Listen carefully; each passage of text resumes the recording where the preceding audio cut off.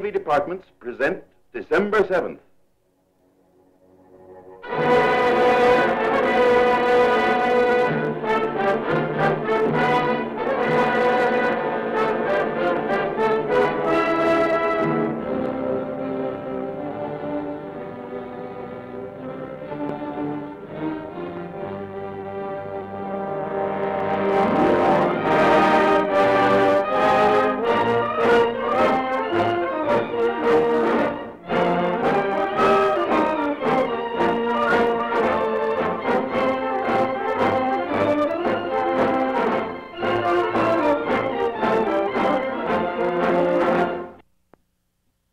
Would you please repeat the last paragraph I gave you, Miss Kim? Certainly, Uncle Sam. For tropical beauty, and I'm not excluding the opposite sex, this little island of Oahu has no peer as a vacation land. Fine. New paragraph. Imagine the transition, Jonathan. You hop a clipper in San Francisco, and in less than 24 hours, you're in paradise. Silenced is the endless ringing of the telephone. Banished are Messrs. Hurry, Scurry, Worry and Company. Inaudible the hubbub of labor disputes. Gone the nerve-wracking feeling that the world in general is a whirling mess and that America in particular can't make up its mind which way it wants to spin, if at all. Yes, sir, Jonathan. When your corns begin to ache and bite, there's only one thing to do. Take your shoes off. And that's just exactly what I've done. On a flower-covered hilltop in Honolulu, TH, territory of heaven. Hawaii, romantic, mystical Hawaii, where the air is choked with the fragrance of a million flowers. Air choked with the fragrance of a million flowers. Oh, yes, Miss. I got carried away. All right, we'll continue. Yes, Jonathan, nature has been most generous. But there is more on this sun-gilded island than flowers and trees. I'll say there is. Oh, yes, you. Yes, I might have known. Miss Kim, we'll continue with this later. The mood is gone. Go on with your letter. I might suggest a few things to add to it. They won't be as lyrical as the air choked with the fragrance of a million flowers, but they'll be as factual. You're not only an intruding gent, but a mule-eared eavesdropper as well. Thank you, Miss Kim. Good morning, Mr. C. Good morning, Miss Kim. You know, you're a strange fellow, U.S. One look at me and up goes your dander. Ah, that's no way to treat an old business partner. Old business partner, indeed. Well, let's say associate for many years. Too many years. Yeah. A good long time. You were a youngster in knee pants when we first locked horns.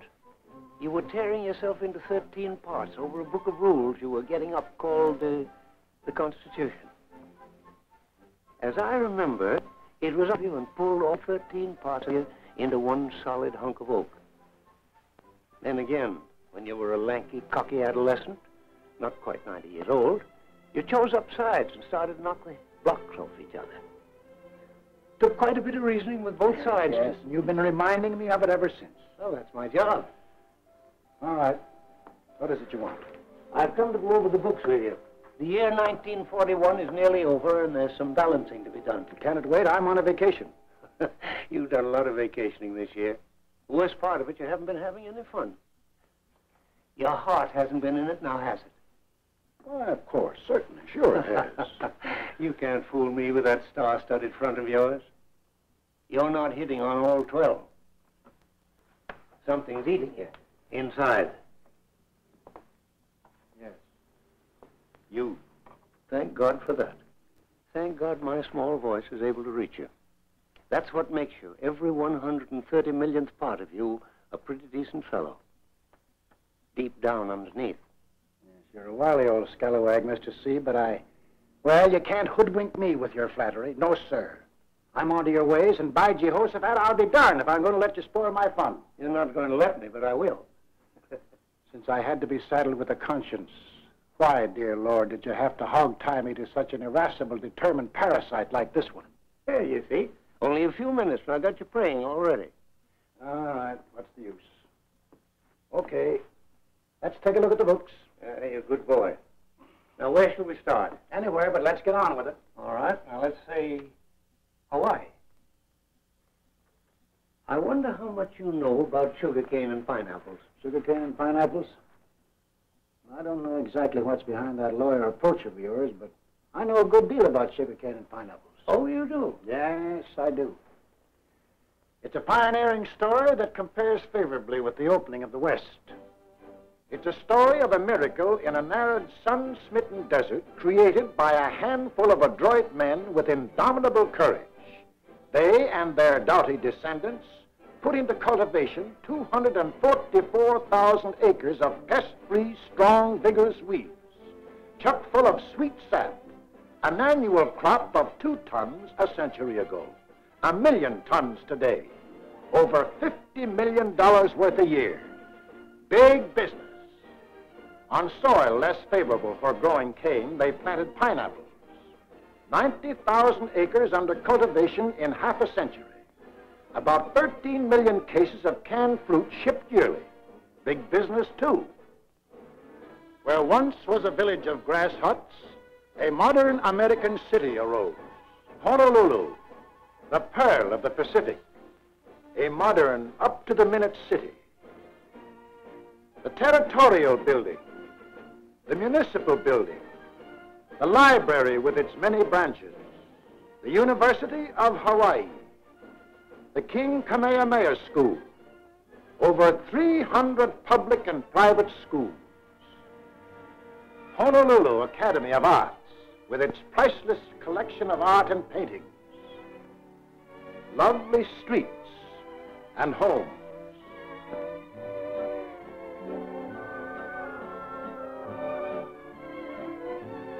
Beautiful houses of worship representing all denominations.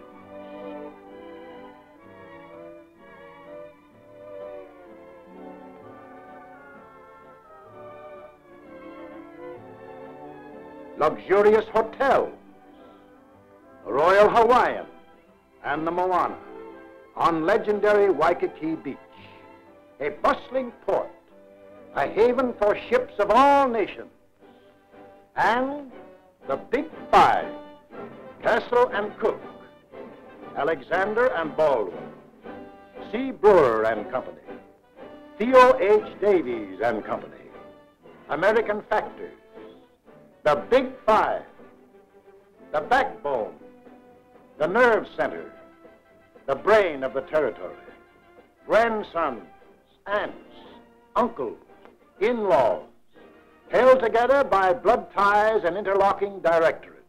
Scratch one and the other bleeds. Yes, sir. That, my dear Mr. C., is what was accomplished with a sweet weed and a spiny pineapple in 1 century. And that's what I know about sugarcane and pineapples. As usual, you're very well informed. You've covered the subject perfectly, with one exception, labor. It took human hands to plow, till, and seed that desert soil, to irrigate it, fight the pests, harvest and gather the crop. Of course it did, and they've done a good job, too. They? Who are they? Why, the natives. You're a great one to play ostrich when you want to. You know as well as I do that the majority of laborers were and are Japanese. Well, what about it? Nothing. But just for the record, let's not overlook the majority of the population here, the Japanese. They didn't come here to spread the gospel or to venture in trade. They were brought here as contract laborers to supply the needed manpower for those Yankee pioneers who got here first. Back in the 1860s, they came in driblets. Later, in buckets full. Some saved their money and went back to the land of their fathers. Others, seeking better working conditions and broader opportunities, went on to the Pacific coast.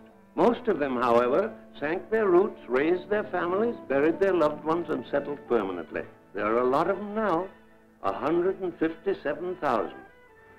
37% of the population of the islands. That's their 1941 telephone book, published for them in Japanese. And that's their newspaper, published by them. They have several daily newspapers of their own, a few semi-weeklies and weeklies. They have their own magazines, too. A goodly share still work in the sugarcane plantations. A goodly share still work in the pineapple fields. But they developed their big five, too. Not as financially potent and powerful, but very solid indeed. Inch by inch, their sons, grandsons, uncles, aunts, cousins began to penetrate into the industrial life of the island. And all the time, their numbers were growing. Merchants, fishermen, storekeepers, doctors, manufacturers, dentists, servants, truck farmers, nurses, ad infinitum. Yep, there are a lot of them.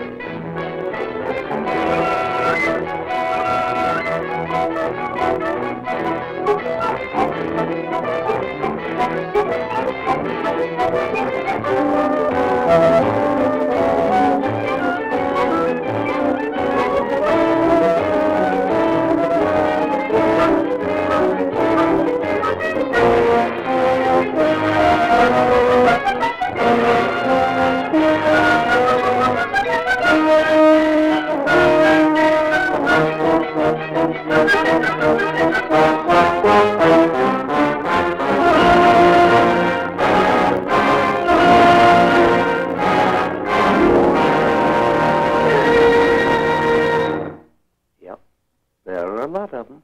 157,000.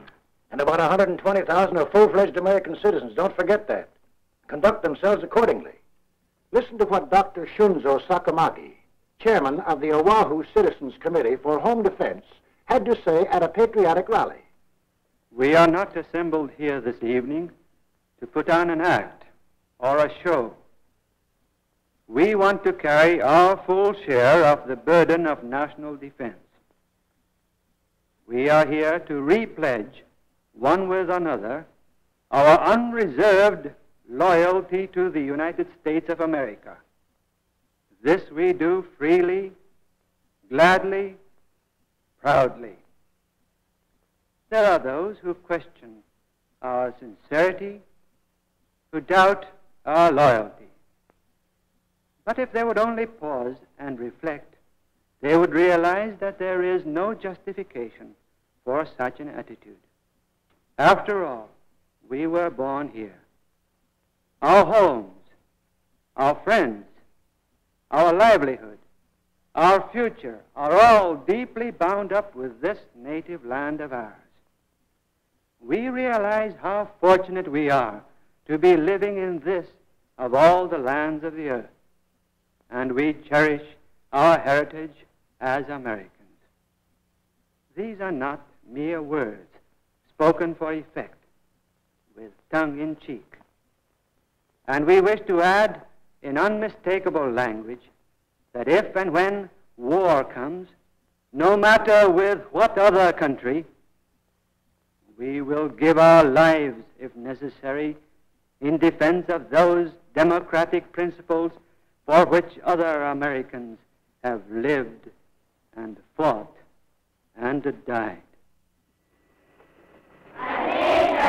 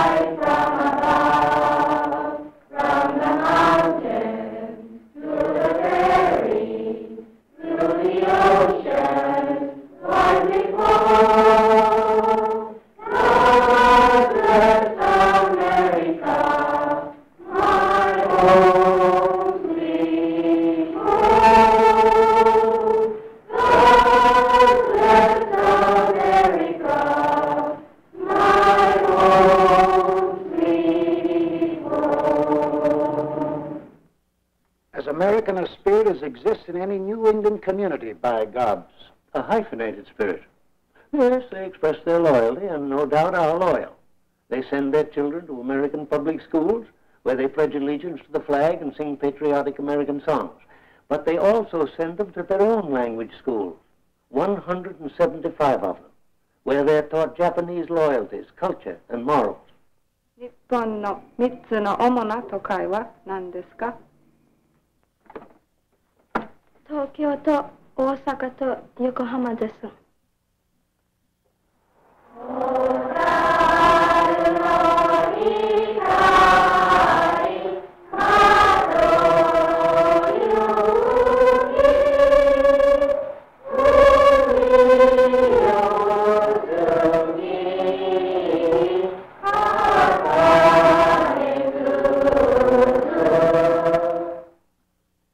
In addition to their Buddhist and Christian churches, they brought with them their so-called religion, Shintoism, and devoutly follow its teachings.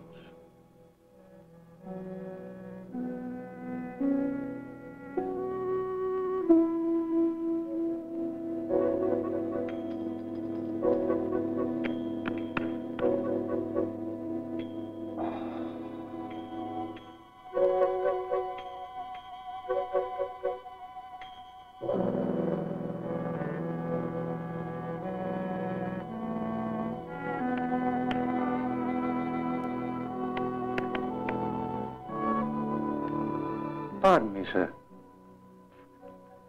Would you please tell us whom you recognize as a supreme being, as deity? In Shintoism, we worship the first Japanese emperor, whose creation started the world of mankind. Doesn't that imply worship of his descendants, the present son of heaven, Emperor Hirohito? He is the mortal image of our immortal deity. Do you mind telling us what are some of the basic precepts of your religion?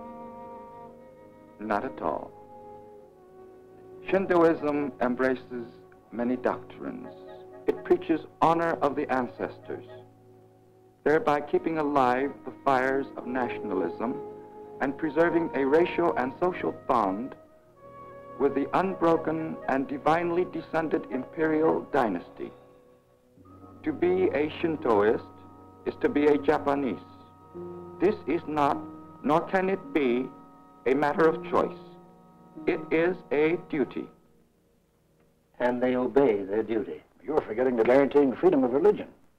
Is it an infringement of those rights to prohibit American citizens from worshiping the head of a foreign government? What, I ask you, my liberty-loving friend, would Tokyo think if the emperor's subjects openly worship George Washington as a god? Are you implying that all these people are disloyal Americans? Oh, no, indeed not. I wouldn't, nor would anyone undertake to separate the loyal from the disloyal. I'm only presenting the facts. There were about 66,000 American-born Japanese here. In that same year, Japan passed a law giving these 66,000 Americans the right to expatriate themselves from Japan.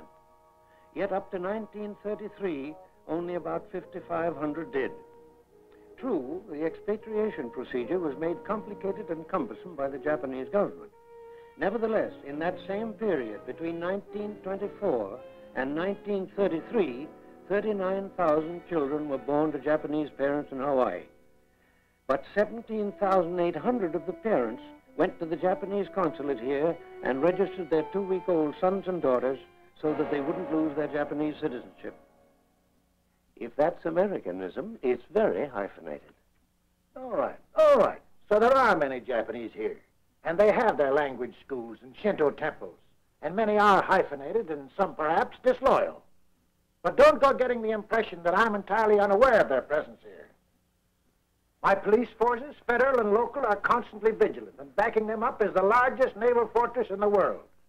As long as the American flag flies over these bastions of military strength, no one need sleep uneasily. And let me remind you, it's a bastion I'm very proud of, just in case you've forgotten. I haven't forgotten, but neither have the Japanese. Ah, there you go again. No, this time I mean the Japanese imperial government, through its consulate general and his 250 vice consuls.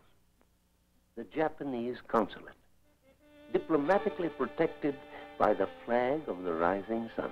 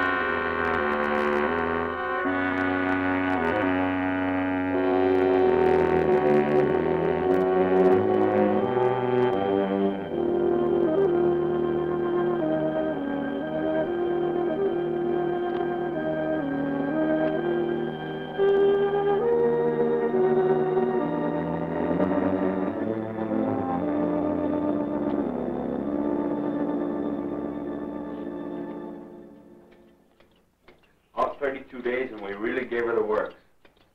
She made 31 the last test. She'll make 33, easy like. Sure. Wait, she won't take it. I'm telling you, the Salt Lake will run circles around her. They tell me these new cruises will do 35. Maybe so. Well, you know the old theory.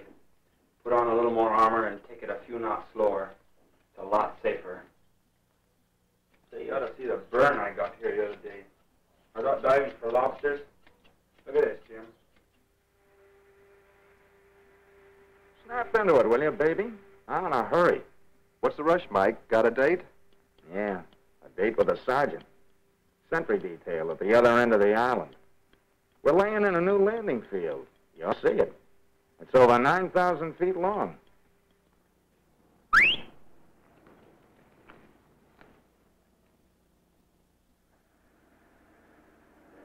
Gosh, I hope we don't miss that shoreboat. Oh, we'll make it all right. We always have. Hey, there goes one of those new Army bombers. That crate's got plenty of firepower. Yeah, in the nose. A guy from Hickam told me that last week in a test they sicked a pursuit on her. Her tail's as blind as a bat.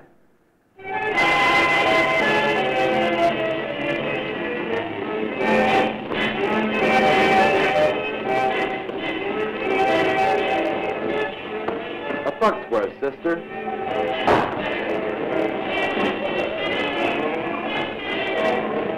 Let's go, cutie pie.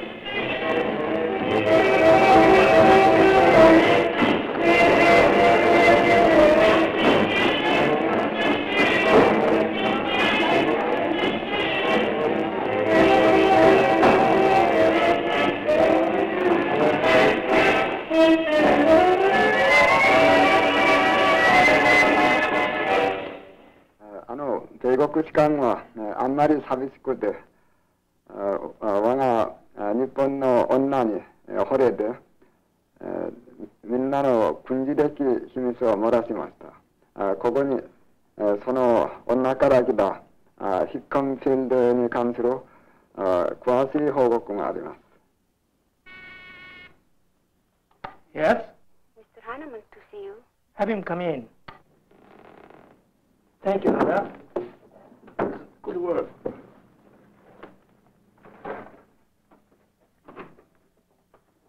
Good morning, Herr Heinemann. Hi, the gentleman. You seem in very good spirits today. Naturally. Of course I am. Haven't you seen the papers?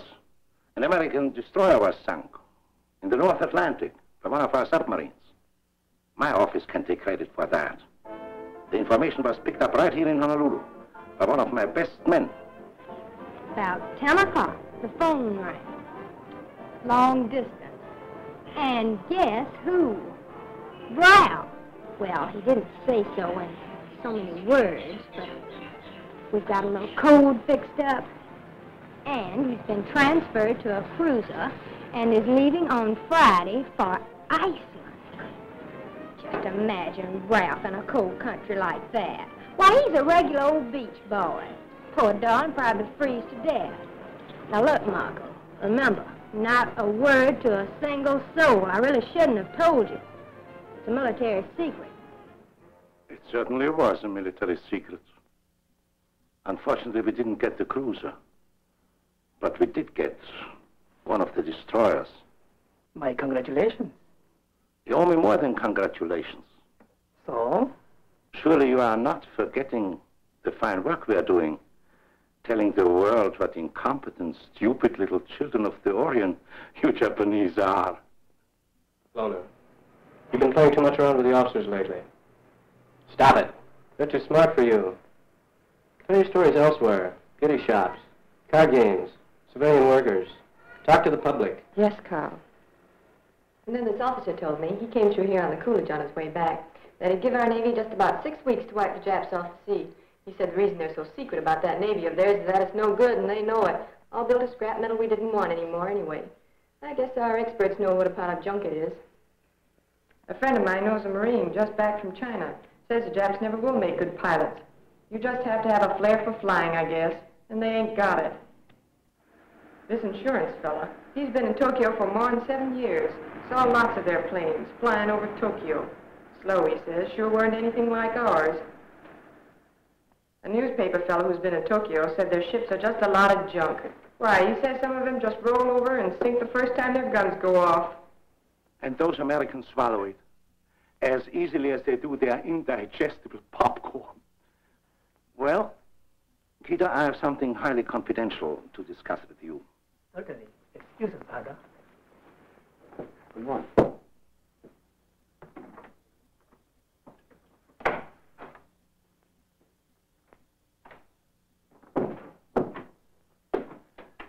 Our San Francisco office informs us that Washington has sent here many FBI agents and that military and naval intelligence men are practically everywhere. Oh, not very.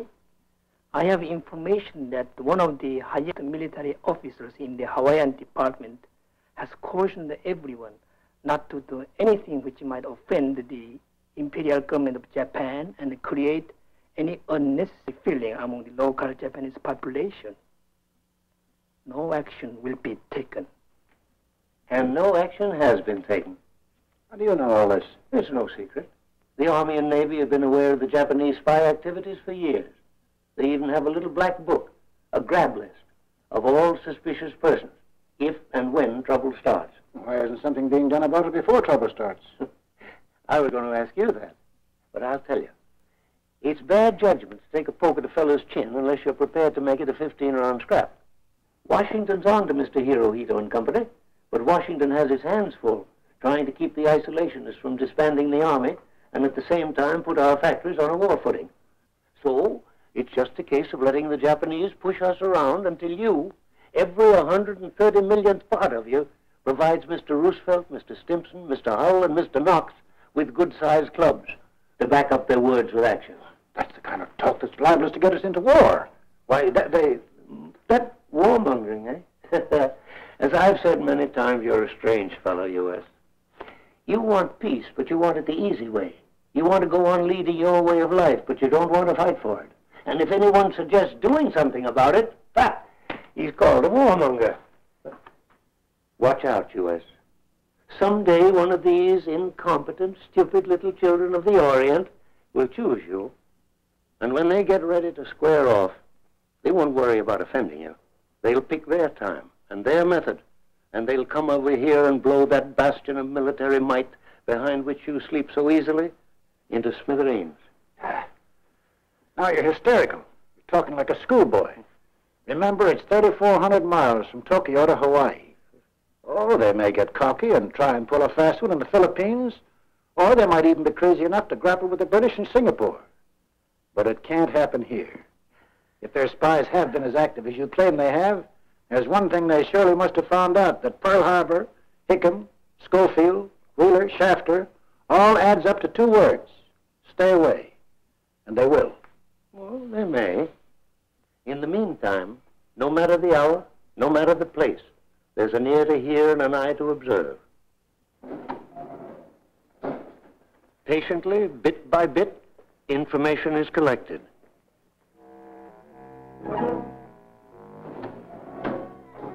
Patiently, bit by bit, it is sent out.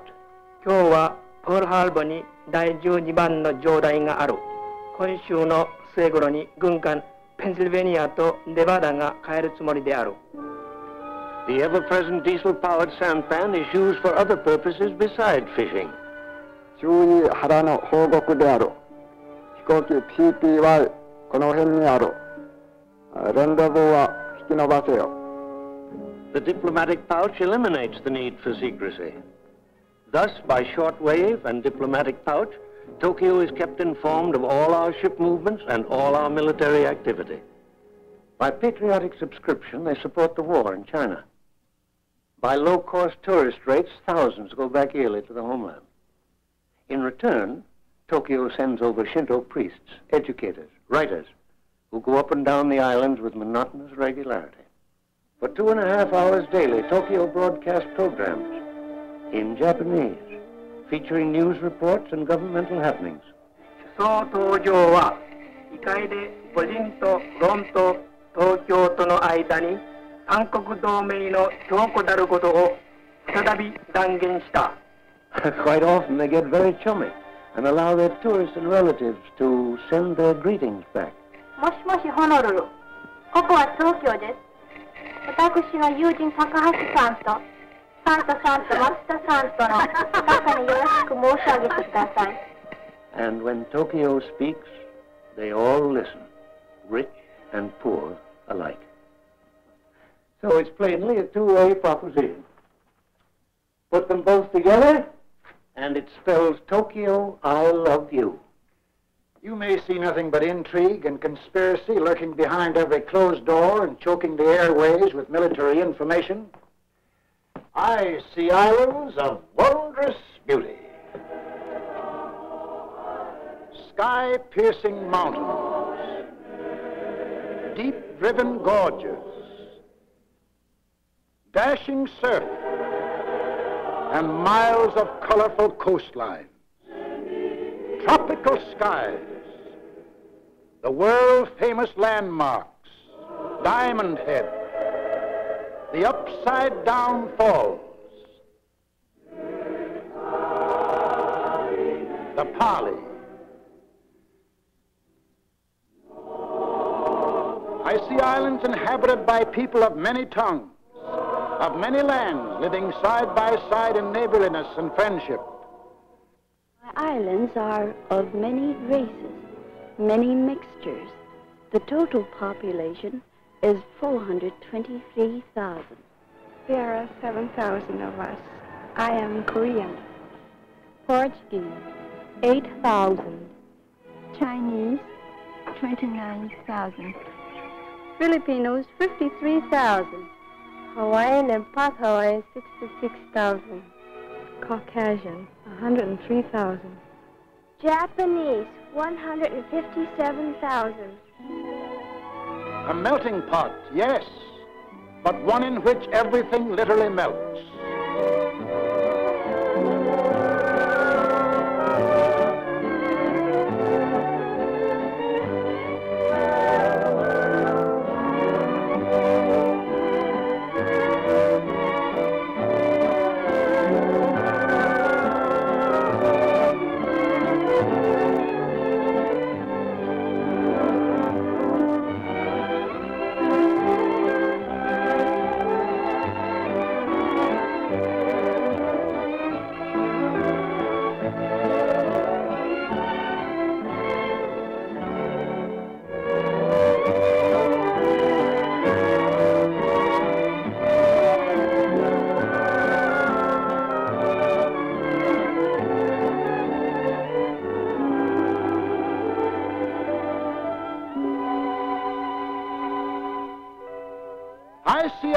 to which people from the world over have brought their colorful traditions and customs and adapted them to our American way of life.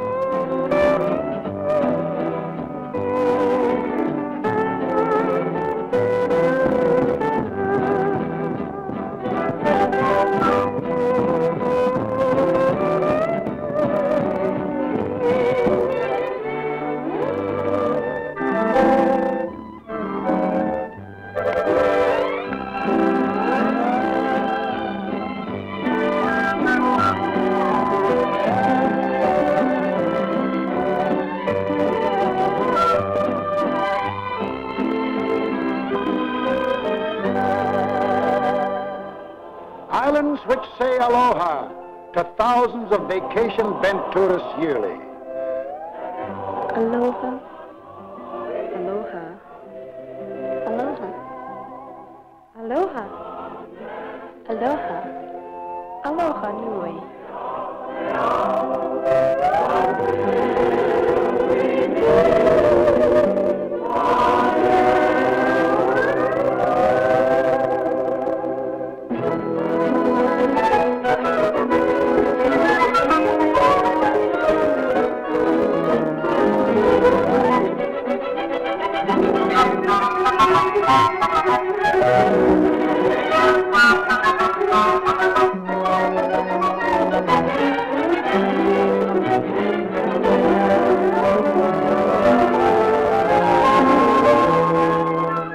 Islands once ruled by the great King Kamehameha, and over which now in dignified splendor flies the flag of the United States.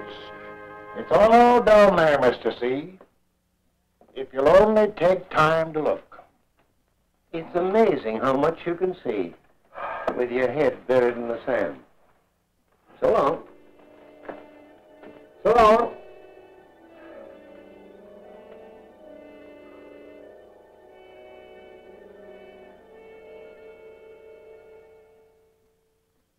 Sleeping peacefully, Uncle Sam? No problems? No worries? Everything in order, eh? Go away, Mr. C. I'm tired. I'm tired, too. The whole world is tired. Why must you plague me so? I'm tired.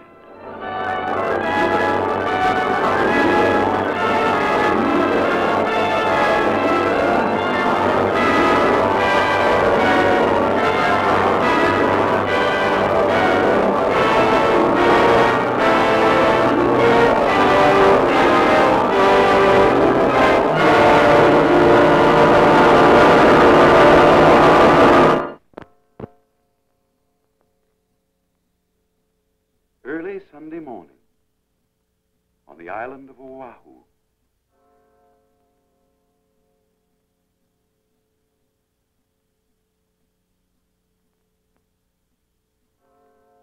On a hilltop, Uncle Sam lay fast asleep, warned of the fire that was licking across the oceans from without, warned of the dangers that were threatening from within, tired from wrangling with his conscience and fatigued after a long, dark night full of disturbing events, as indeed the year 1941 was. He slept in the early Sabbath calm. Safe and secure behind its military and naval ramparts, the city of Honolulu, like many another unsuspecting American community, was also asleep. At all the Army and Navy establishments on the island, after repeated warnings from the War and Navy departments, a No. 1 alert had secretly been in effect for 11 days.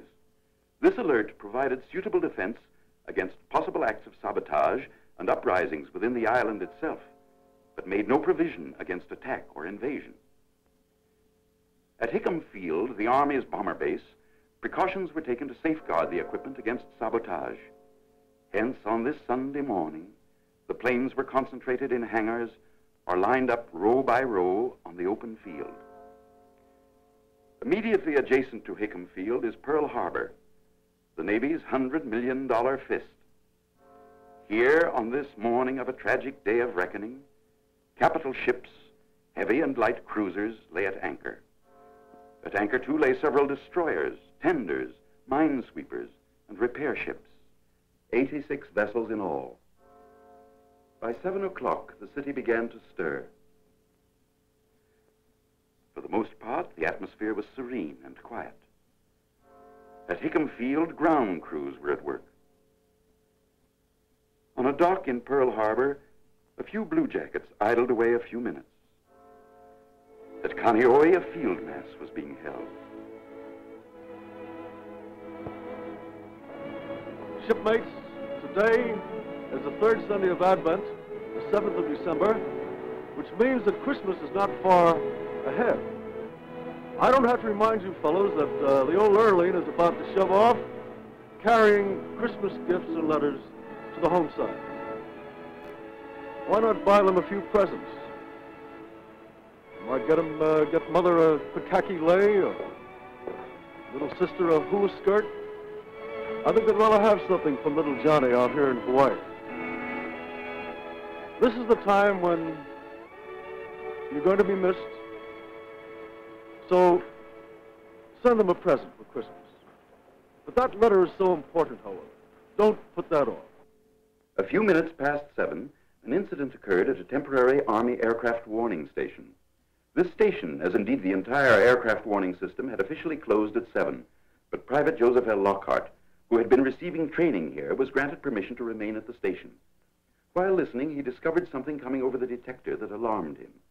He listened intently. Then, certain of his findings, he called the Central Information Center. An inexperienced lieutenant answered the phone. Excuse me, sir, this is Private Lockhart. I believe a large flight of planes are approaching slightly east of north of Oahu at a distance of about 130 miles. Must be our own. We're expecting some B-17s from the mainland. Thank you, sir. This incident, where it acted upon, would have given our forces brief but precious time for defense action, and may have considerably affected the events of this fateful day. Regrettably, Private Lockhart's warning went unheeded. It was 7:50 a.m. by the clock on the Aloha Tower when the drone of planes was faintly heard.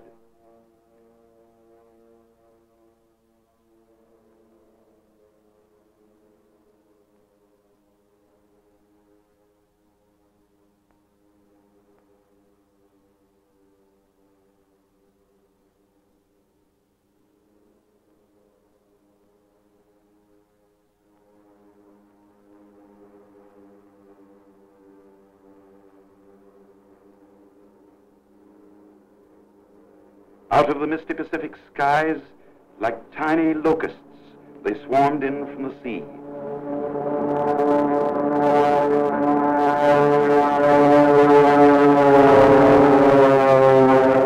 From the south.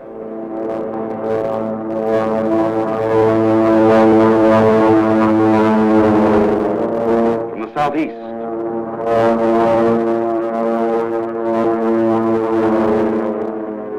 From the north.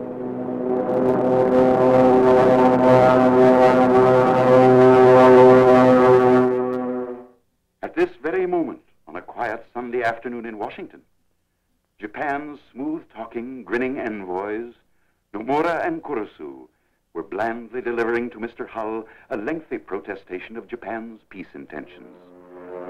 Yes, at this very deceitful moment, about 200 of Japan's messengers of death swooped in over our Pacific paradise.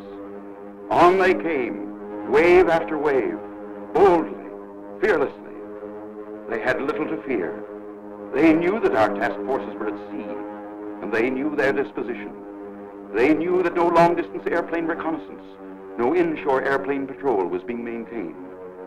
They knew from detailed maps they carried with them the exact location of vital airfields, hangars, and other structures. Each was given a specific objective, and straight toward that objective he came.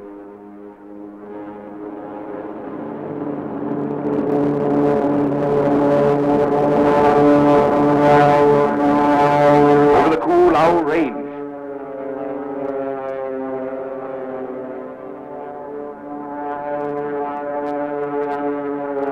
Past the Pali.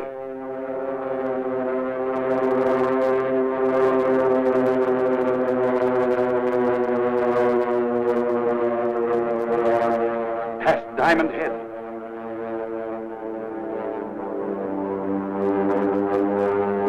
And over Waikiki Beach, the treachery of an empire was on the wing.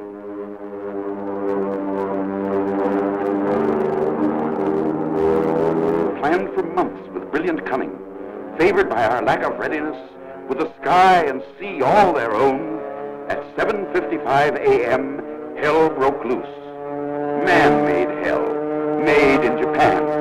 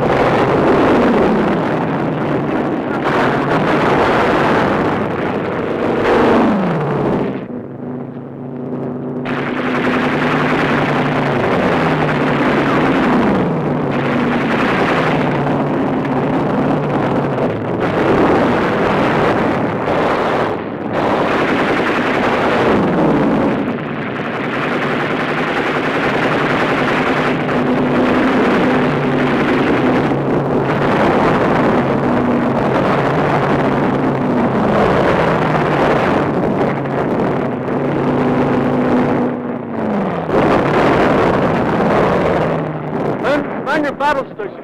God bless you.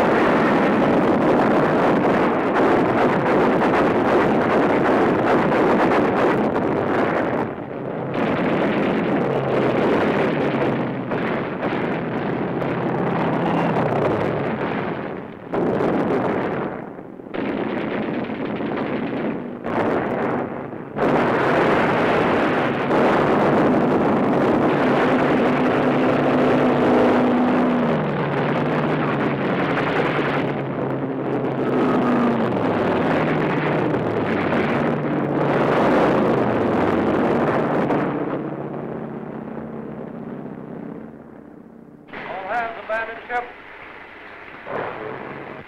All hands abandon ship.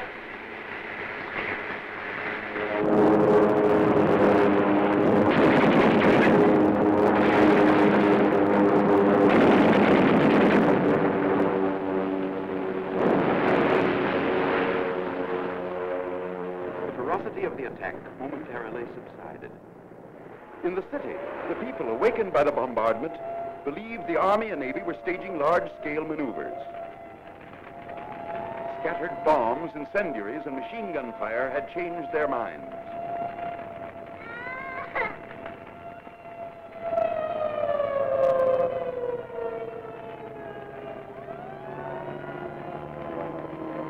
One gentleman, when interviewed by a reporter, was stubborn and refused to change his mind. I don't think it is an attack by Japan. But you must have seen the Japanese planes. No, I did not. What about the bombing and gunfire? I thought the Army and Navy were having maneuvers. Look, Mr. Kita, you know that I know that you know that this is an attack by Japan. I have nothing to say. And judging by the smoke pouring out of your chimney, there'll be nothing left to show. I have nothing to say. The second phase of the attack began.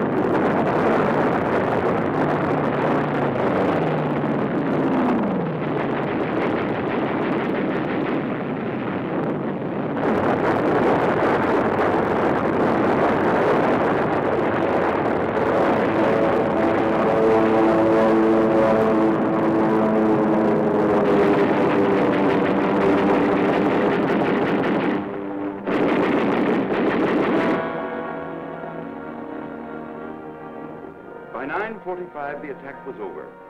1 hour and 50 minutes of perfidy. The last wave of the invaders was beaten off. Yes, beaten off by our men, who against overwhelming odds, heroically and magnificently gave notice to the world that we had only begun to fight. When they sneaked in, they were about 200 strong, only about 150 when they departed. Behind them, they left about 50 of their planes. Most of them were scattered on the airfields in charred, twisted, and mangled wreckage. A few had crashed into the sea and were washed up on the shore. Some were shot out of the sky and plunged headlong into the harbor. Grim telltale evidence that the list of dead Japs might have been larger and the list of our casualties smaller had we been sufficiently on the alert. These two-man submarines, 3 of which were accounted for, were especially built to operate in shallow waters, such as are found in and around Pearl Harbor. This piece of underwater perfidy won't be forgotten. Yes, this, as indeed the whole diabolical plan of the attack, was conceived and aimed toward achieving one objective, and one objective only: to catch us off guard, smash our fleet, cripple our standing as a sea power, and put us out of business. In this it failed, but tragic and terrible was the scene of destruction. Heartbreaking, the sight of ships built to fight and die proudly, now left burning in shallow graves. Painful and lamentable the scenes of Hickam, Wheeler, Kaneohe, with barracks, hangars, and equipment a mass of battered debris. Always, said President Roosevelt, always will our whole nation remember the character of the onslaught against us.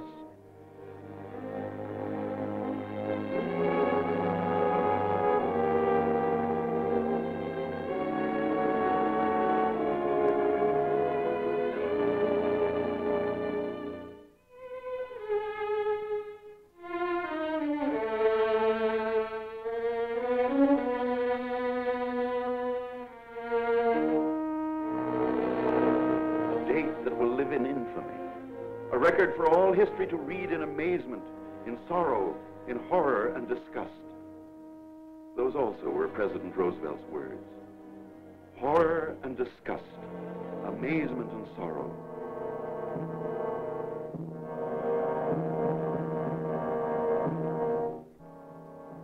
Sorrow, yes. Bitter, grievous, mortifying sorrow. For on this Sabbath day, 2,343 officers and enlisted men of our Army, Navy, and Marine Corps gave their young lives in the service of our country. Who were these young Americans? Let us pause for a few minutes at their hallowed graves and ask a few of them to make themselves known. Who are you, boys? Come on, speak up, some of you. I am Robert R. Kelly, United States Army. I came from Findlay, Ohio. My parents are Mr. and Mrs. James E. Kelly. I am Alfred Aaron Rosenthal, United States Navy. I lived in Brooklyn, New York. My parents are Mr. and Mrs. Henry L. Rosenthal. I am Theodore Stephen Zabel, United States Marine Corps. My hometown is Castalia, Iowa. Those are my parents, Mr. and Mrs. Stephen Zabel. I am Moses Anderson Allen, United States Navy. I lived on a farm in Cove, North Carolina. My mother is Mrs. Addie Allen. I am James Webster Late, United States Navy. I'm from Huntington Park, California. My folks are Mr. and Mrs. William J. Late. I am Antonio S. Tafoya, United States Army. I live just outside of Albuquerque, New Mexico. My father and mother are Mr. and Mrs. Jesus A. Tafoya. I am Lieutenant William R. Schick, United States Army Medical Corps. My home was Chicago, Illinois. My parents are Mr. and Mrs. William H. Schick. My wife's name is Lois. You have a baby now, Lieutenant. He was born 3 months after Pearl Harbor. He's named after you, Billy. And you may be pleased to know he was born on your birthday. Oh, that's swell. Thanks. But tell me one thing, Lieutenant. How does it happen that all of you sound and talk alike? We are all alike. We're all Americans.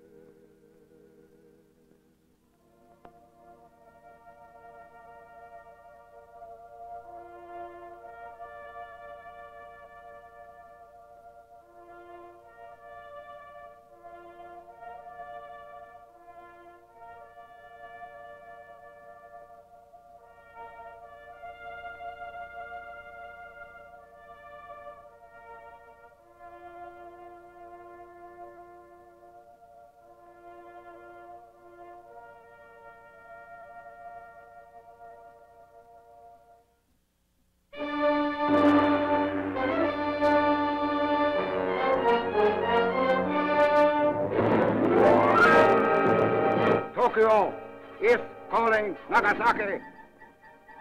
Kobe, Ataro. His Excellency Premier General Hideki Tojo will report to the nation. For many years, the democracy of the United States has threatened to enslave the life of our peace-loving nation. That threat has now effectively been disposed of. I have the honor to report that our bombers have struck an annihilating blow at United States sea power.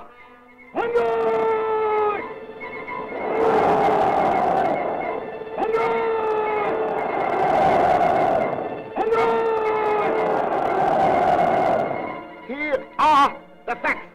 Almost immediately, the crowing began. Let's listen to the facts. The battleship Arizona sunk and lost. Regrettably, that's correct, Mr. Tojo. The aircraft carrier Enterprise capsized and lost. Incorrect. That's the old target ship Utah. The battleship Oklahoma capsized and lost. Capsized, but not lost. Plans are underway for righting her. The battleships California, Nevada, and West Virginia permanently damaged beyond repair. Temporarily damaged. But just a minute, Mr. Tojo. Before you go any further with your facts, meet Captain H.N. Wallen of our Navy. He is the Bureau of Ships expert on salvage and repair. Together with hundreds of civilian technicians, machinists, welders, mechanics, engineers, many of whom were recruited from the mainland and working in complete harmony with Navy personnel, he began a 24-hour, around-the-clock job of salvage and repair that will stand forever as one of the great achievements in maritime history.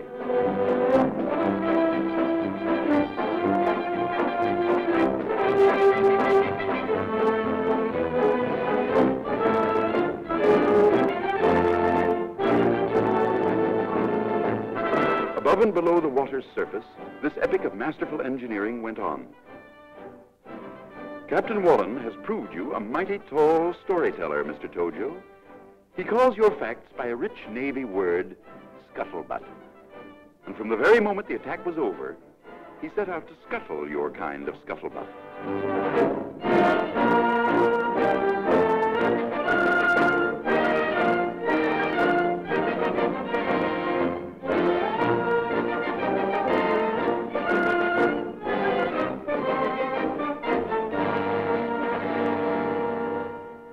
The 23-year-old California, known affectionately to our Blue Jackets as the Prune Barge, with her ugly wounds temporarily bound, was refloated and towed to dry dock. Similar attention was given to the 28-year-old Nevada and the 21-year-old West Virginia.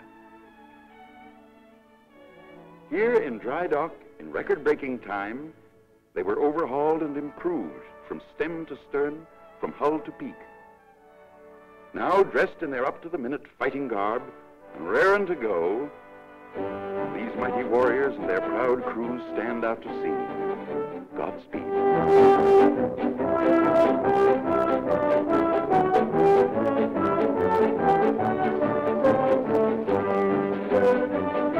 But wait a minute. Who is this saucy little gal, Captain Wallen? By George, it looks like the... Yes, it is. The mine layer, Oglala. A 4,000-ton surprise package. Given up and reported as lost, this former Fall River Line passenger ship was righted and refloated. Taken to dry dock, this small, dauntless craft was refitted and repaired. Now, spankin' new, this veteran of World War I again takes up her battle station.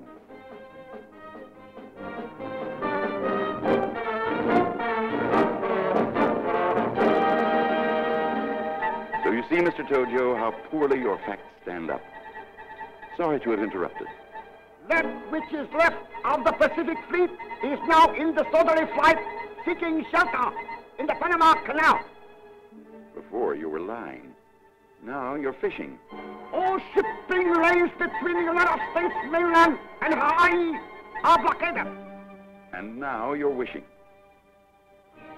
No phantom ships these, Mr. Tojo, but a huge convoy from the mainland. 3 dozen ships. quite a number for blockade runners. And they're loaded to the gunwales with reinforcements and supplies. And here's a tip, Mr. Tojo.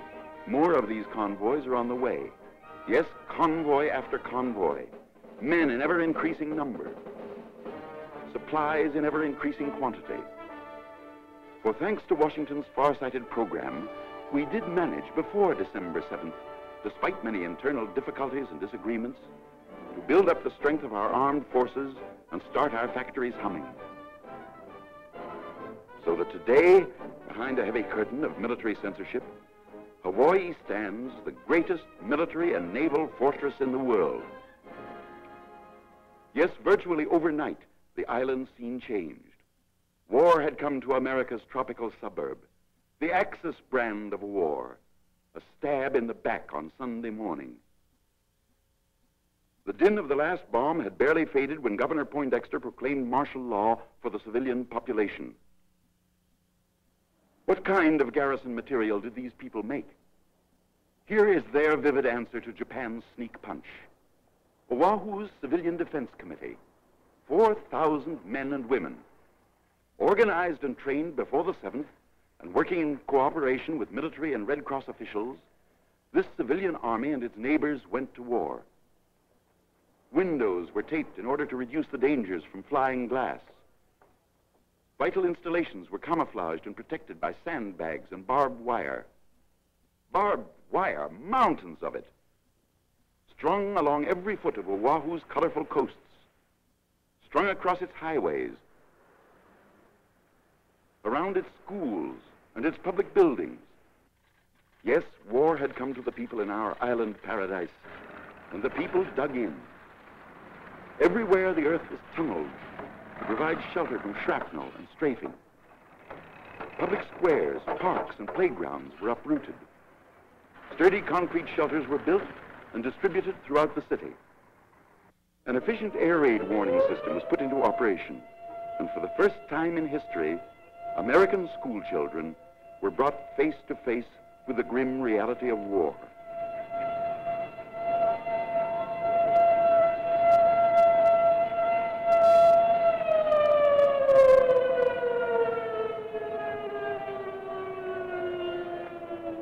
Even tiny little tots, confused and bewildered, were taught to march into zigzag trenches.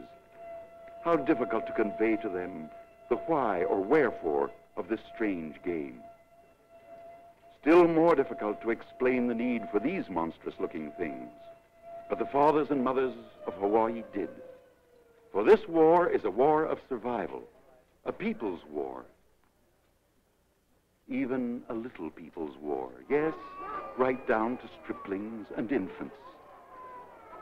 A bunny mask, but no toy, this. For this child, a grim memory of your treachery, Mr. Tojo.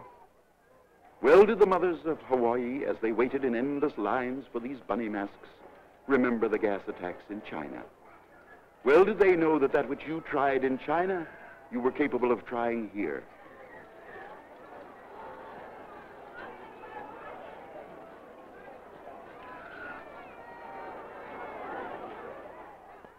But Hawaii is prepared now, even against this possibility.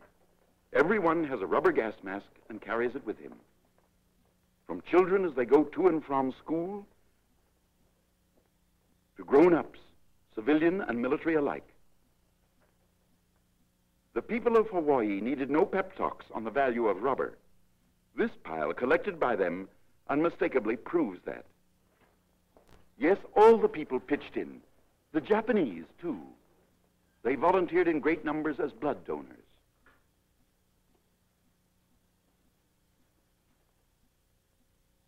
They liberally supported the war bond drive. And everywhere, this scene was commonplace. $25 war bond. Name?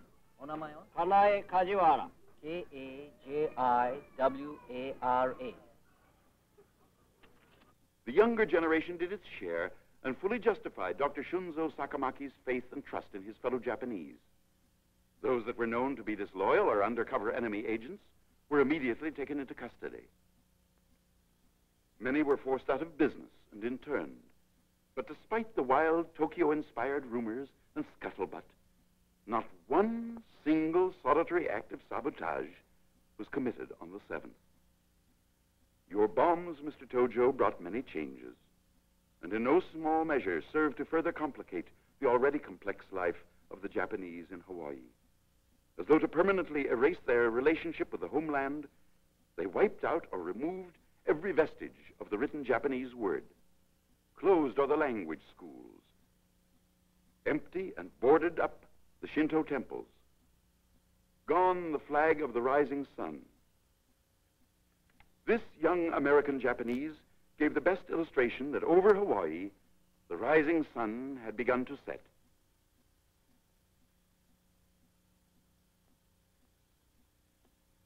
Thus, war came to Hawaii, USA. The Aloha Tower, once the symbol of welcome and hospitality, now stands clad in weird war paint. No longer do luxurious liners bring vacation-bent tourists to these once happy isles. The liners, too, have gone to war. No longer is Waikiki Beach the sun-kissed playground of the Pacific. Barbed wire has changed its face, too. Now, at twilight, the city streets are empty and deserted. Blackouts start each day promptly at dusk. Well, you may crow, Mr. Tojo. You've done a good job of stabbing in the back. You've darkened our cities. You've destroyed our property. You've spilled our blood. Our faith tells us that to all this treachery, there can be but one answer, a time-honored answer. For all they that take the sword shall perish with the sword. So that's the story of Pearl Harbor, before, during, and after the infamous attack on December 7th. It's all true. You can take my word for it, because I know.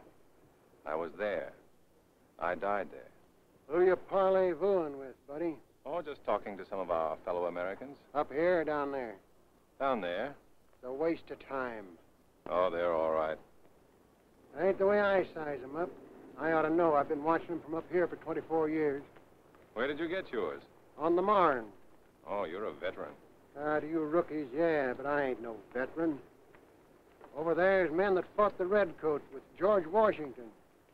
Saw the general the other day. Over there, the boys of 1812, the Indian fighters. Up there's regiment after regiment of blues and grays. Back down Manila Boulevard, there's some of Dewey's men. My outfit's billeted up here in the new sector. Reckon they'll be opening up some more sectors now. Plenty of room for all of you. For you boys from this war and from the next. There isn't going to be any next. Oh, where have I heard that before? Yes, I know. It's been said since the Bible was in its first edition. But this time, we're going to make the world safe for democracy. The world safe, period. Safe for us to continue our democracy. Safe for any other nation who may choose to live under a democracy or any other book of rules, whatever its name, just so long as they call a fair ball fair and a foul ball foul. Who's going to do your umpiring? Every nation. The bush leaguers and the majors alike, if and when they prove themselves able and worthy to rate being called a ball club. I've heard all that before, too, buddy. And no reflection on you, it was said better by a great man that's up here with us now, Woodrow Wilson. And what happened? America decided they didn't want to play ball at the International League, so they left Wilson out there on third base and they walked off of the field. When he tried to tell them that they're a big league club now and that they no longer playing sandlot ball, they sold him and his hopes and his ideals down the river. That was 1918, 500 years ago. This time you can bet your last Lincoln penny Uncle Sam's going to be right in there, pitching. You taking any bets? When the last shot's fired, they'll take all of the Roosevelt, the Wallace, the Hull, the Wells, the Wilkie speeches. They'll pack them away in mothballs. They'll climb up on the bleachers. They'll eat hot dogs. They'll watch the other clubs slug it out. 6 will get you 12. That 15 or 20 years from now, they'll be opening up new sectors in here. Better cut down on the odds, soldier. Because when this ball game is over, A lot of guys are going to be struck out, that's true. But a lot of guys are going to be coming back to home plate. And they're going to ask a lot of questions. And they're going to have a lot to say about who does what and when. A whole flank of contracts and promissory notes is being dished out to them. And they're coming back to collect. My money's on them. And on the Roosevelts, the Churchills, the Stallions, and the Chiang Kai-sheks. I'm putting my dough on a ball slugger called reason. On a pitcher called common sense. On an outfield called decency. Faith. Brotherhood. Religion. Teams like that are warming up all over the globe. They're in spring training now. But when the season starts, they're going to be all out there slugging, pitching, fielding their way to a World Series pennant called peace. Yes, all over the world. In Australia, Belgium, Brazil, Canada, China, Costa Rica, Cuba, Czechoslovakia, the Dominican Republic, the Free Danish movement, England, Ethiopia, the Fighting Free French, Greece, Guatemala, Haiti, Honduras, India, Yugoslavia, Luxembourg, Mexico, the Netherlands,